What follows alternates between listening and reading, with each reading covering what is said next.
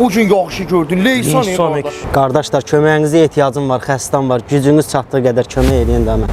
Tərlan qaqa, məndə maşında qalıb pul, qadan alım. Səndə varsa qardaşım, ver, mən sağ verərəm. Qardaşım, gələ qardaşım. Sağ ol. Allah kömək olsun, mən sağ verərəm bura. Qardaş çıxırsınız? Hə, qardaş çıxırıq, buyur qadan al. Xırda yoxdur, xırda veririz. Məndə bütövdə 50-dir, qadan alım. Səndə varsa ver, mən sağ verərəm də qadan al. Qardaşım.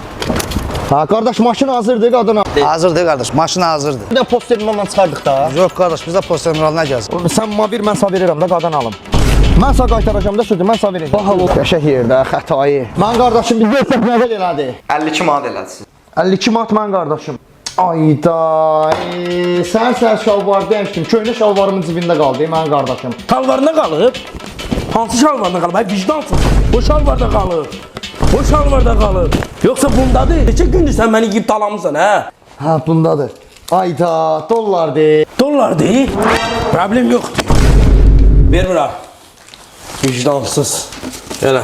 Başqa variantın yoxdur sənin. Verməlisən bu səfər. Pis yox.